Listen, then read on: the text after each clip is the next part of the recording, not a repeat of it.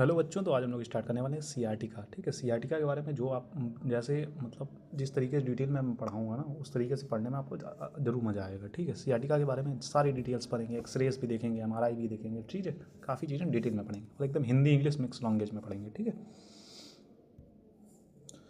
तो सीआरटी का डेफिनेशन क्या है? सीआरटी का एक नर्व पेन सिंड्रोम है जिसमें सियाटिक नर्व यानी कि जो लोअर बैक से बटक और लेग तक जाती है में कंप्रेशन इन्फ्लामेशन होता है।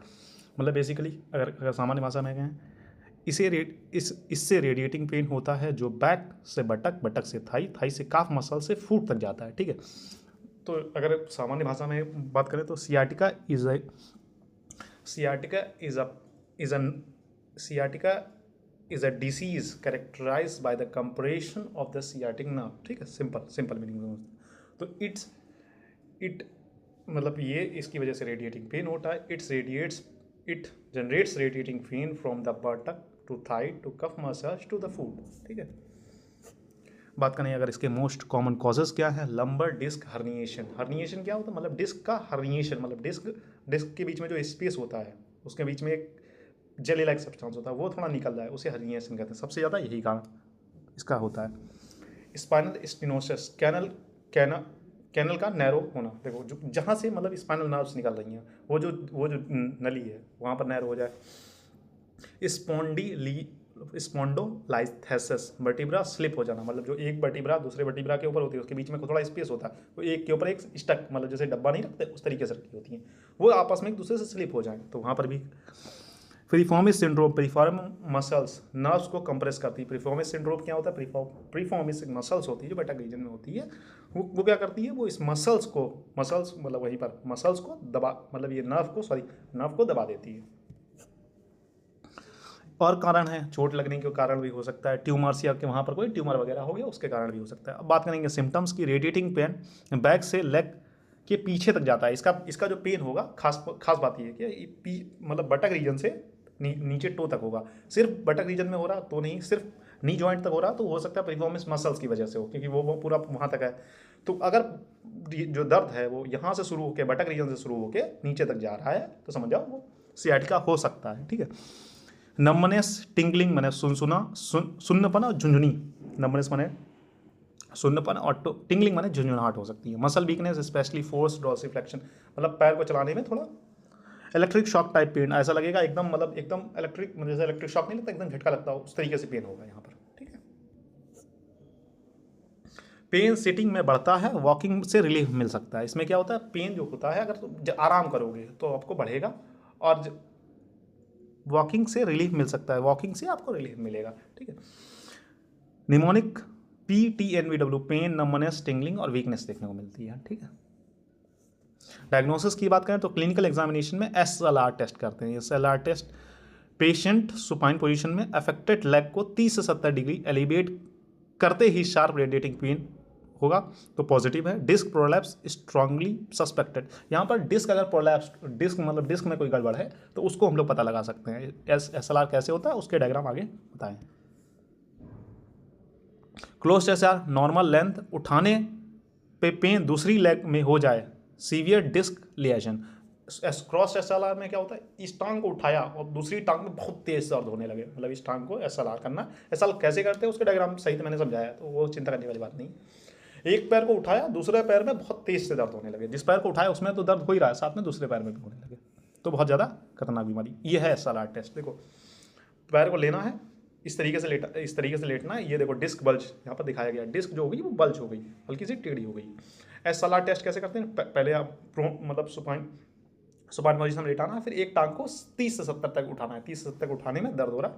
ये देखो ये जो नर्व है, ये यहाँ पर मैंने नर्व भी दिखाई है, तो नर्व यहाँ से शुरू होकर कहाँ तक जाती है? देखो ऊपर पूरी सप्लाई हो रही है और यहाँ से लेके पैर के टो तक जाती है नर्व। ठीक है, इसलिए इसका दर्द होता है पूरा अलॉन्ग। अगर नर्व का कोई भी दर्द होगा तो नर्व का दर्द जहाँ जहाँ तक नर्व सप्लाई करेगी वहाँ तक दर्द होगा। इसकी नर्व कहाँ से? हिप रीजन से सप्लाई कर रही है टो रीजन तक, तो टो रीजन तक आपको पेन होगा। ये देखिए SLR क्या है? 30 डिग्री पर अगर दर्द हुआ तो L4 इफेक्टेड है।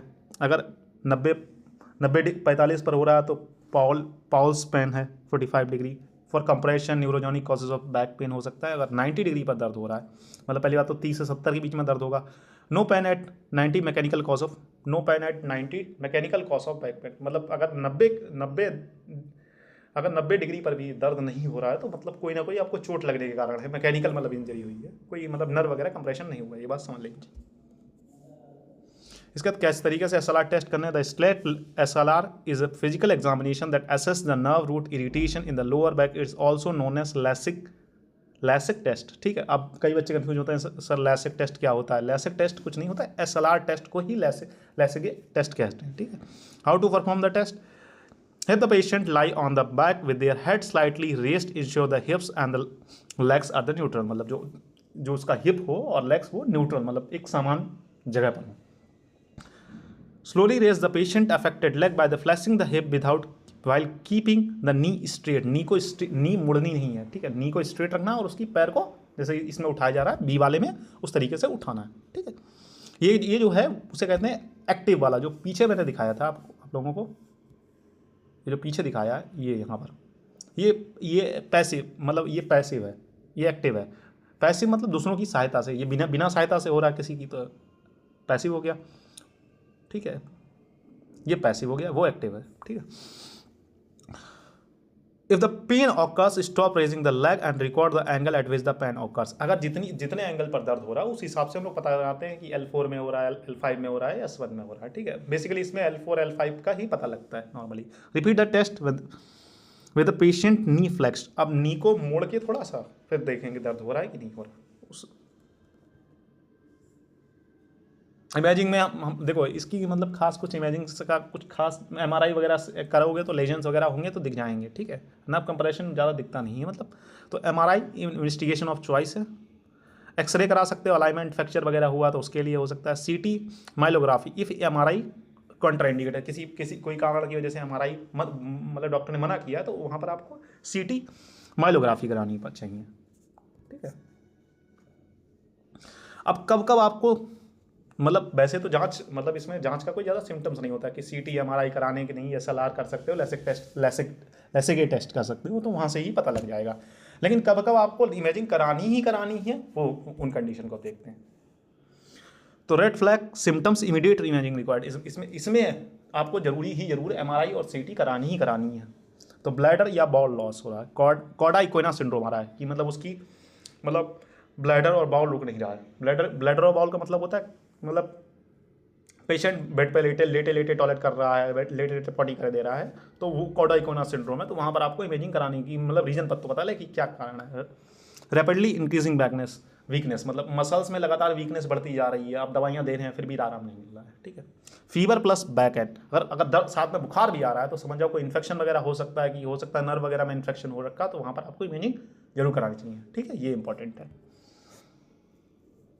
उसका मेडिकेशन में non steroidal anti inflammatory drug चला सकते हैं, जैसे आइबोप्रोफेन, डाइक्लोफेनेक, मसल रिलैक्सेंट में टीजानीडीन चला सकते हैं, साइक्लोबेंजापिरीन चला सकते हैं, नेफ्रिक पेन ड्रग चला सकते हैं, प्रेगावैलिन चला सकते हैं, गाबापेंटीन चला सकते हैं, विटामिन B12 का सप्लीमेंट चला सकते हैं। ये दवाइयाँ कैसी होती हैं इनके बारे में भी हमने डायग्राम आगे बना दिए हैं। ठीक है, मतलब ऐड कर दिए तो जिससे आपको समझ में आ जाए कि हाँ असल में ऐसी दवाई, देखो जो बच्चा देखता है ना, देखने से ज़्यादा चीज़ें याद रहती हैं। ठीक, तो रेस्ट और एक्टिविटी करें 1-2 दिन तक rest okay, but prolong rest harmful, light walking harmful, मतलब 1-2 दिन तक आराम करता है, अगर नहीं दर्द सही हो रहा तो ठीक ठाक है, लेकिन अगर ज़्यादा दिनों तक आराम करता तो बहुत ज़्यादा सीवियर कंडीशन आ सकती है।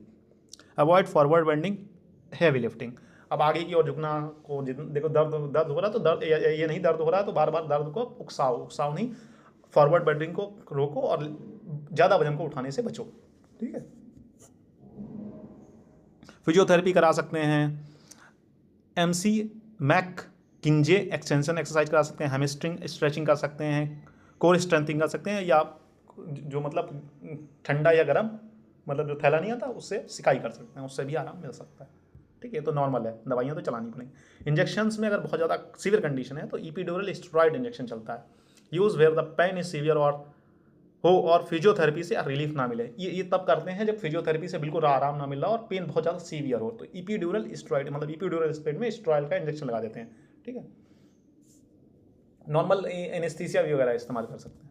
ठीक है, वो सिर्फ ये देखो, ये क्या है, प्रेगा वैलिन कैप्सूल है, गावा पेंटीन, इस तरीके से होंगे, ठीक है, कैप्सूल्स वगैरह 300 mg 300 mg। उसके बाद है साइक्लोबेंजापिराइन, इस तरीके से, ठीक है, ये मैक्लॉट्स कंपनी की है, इस तरीके से टैबलेट्स आती हैं। ये देखो यहाँ पर इमेजिंग में आपको बताया गया, 44-year-old gentleman represent with the sudden onset of the severe lower back and pain radiating from the lower back to the left leg, मतलब लोअर बैक से दर्द होकर लेफ्ट लेग के नीचे तक जा रहा है। तो MRI LS spine L4 L5 prolapsed, ये देखो यहाँ पर दिखाया गया L4 जो L5 है वो प्रोलैप्स्ड, ये देखो यहाँ पर, ये देखो तीर में जो दिखाया गया यहाँ पर, ये देखो यहाँ पर ठीक ठाक है, ऊपर वाले दोनों में देखो ठीक ठाक है, और जहाँ पर तीर का निशान बना हुआ वहाँ देखो इसने ये इधर साइड नस आ रही है, इसको दबा रखा है, जिसकी वजह से पेन हो रहा है। तो इसमें इंप्रेशन हमें क्या मिला है, लंबर डिस्क प्रोलैप्स, जो डिस्क हो गई, जो डिस्क थी वो थोड़ी बाहर निकल आई है, उसकी वजह से नर्व दबी हुई है। ये देखो, ये जो तीर से बनाया हुआ दिखाया गया, ठीक है। यहाँ पर तो नहीं समझ में आएगा, लेकिन यहाँ पर जो इधर साइड जो रेड साइन से बनाया गया, वहाँ पर आप समझ सकते हैं चीज़ों को। यहाँ पर देखो एक्सरे की मदद से समझाया गया, स्पॉन्डिलोलिस्थेसिस। तो यहाँ पर क्या होता है, मतलब डिस्क जब होती है स्लिप हो जाती है, डिस्क स्लिप होने की वजह से भी नर्व कंप्रेशन हो सकती है। देखो L4 L5 कायदे में एक सटीक में होनी चाहिए, लेकिन ये दोनों स्लिप हो गई हैं। तो यहाँ पर भी आप डायग्राम से चीज़ों को समझ सकते हैं।